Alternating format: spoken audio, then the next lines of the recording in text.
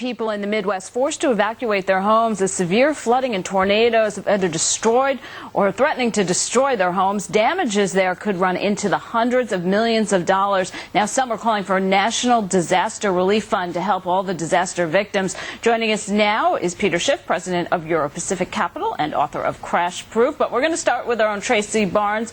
Should we establish a fund now, early on, before people really have to take full account of all the devastation? I'm the last person to say the government should be involved in just about anything these days. But I tell you what, we need a method and a manner, a better method and manner of getting the money out to people. And if it was all in one place, that might be the answer. Because between FEMA and insurance, these people are not getting the money fast enough. And so they're living under these horrific conditions for a really long time. So maybe, and I understand that there are some states that are going to say they shouldn't have to put money into a fund if they don't have tornadoes and hurricanes and floods. But you know what? As a country, we should be able to help these people somehow. And Peter, this comes at a time when a lot of household budgets are stretched to begin with, without all the devastation and dealing with that. Well, that's unfortunate, but I don't think the government should be involved in financial relief at all. I think, unfortunately, the people who suffer from this need to be able to fund the repairs out of savings using private insurance. If they don't have access to that, they can tap private charities. But there's a huge moral hazard here. When the government comes in and subsidizes people who suffer these disasters, they're prone to move into these areas that have these natural disasters, and we end up having much bigger problems. People need to suffer the consequences, and if they can't afford it, they need to live in areas where you don't have these disasters, and you can't tax people who live in other places. Wayne?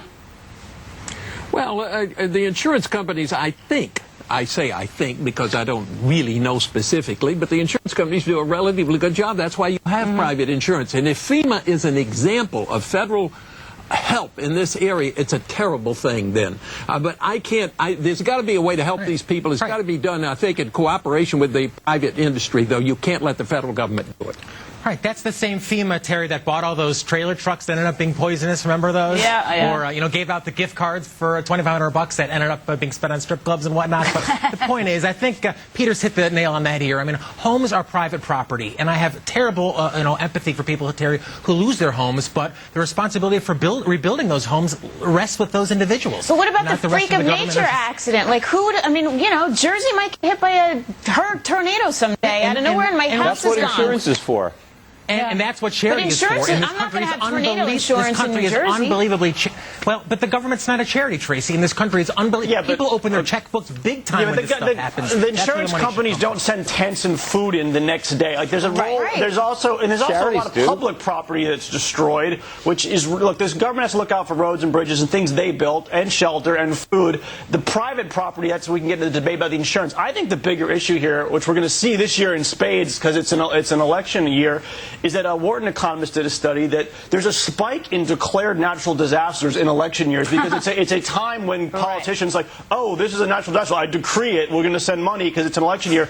This process needs to be removed from the White House, removed from Congress with a fund with rules based on long shot events that are truly statistically rare that then the automatic funds happen. And somehow FEMA makes more trips to Florida during presidential election years than any other time. Well, coming up next, looking for the perfect last-minute gift for your dad? Forget the tie and cologne. We're going to have some stock gifts that'll keep on giving to your old man. Okay, some Father's Day best bets. Peter, what you got?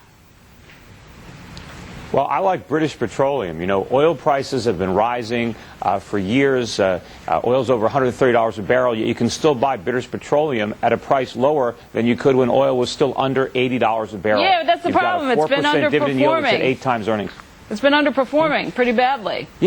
Yeah, well, that's why I think it's a good buy. I think it's going to break out. All right. Okay, Jonas, what's your buy? It's certainly an underperformer. That's for sure. I've been trying to get my dad to buy Pfizer for like a week now, ever since it dipped below 20. And he wants nothing to do with it. Prefers the 1% taxable yield of a money market fund than this massive 7% dividend, which, although it's a little high and might get cut, is still really high, and his dividend taxes are great. Can't get him to do it. I think this is the way to go, under 20 on Pfizer. Peter, what do you think on this one, Pfizer?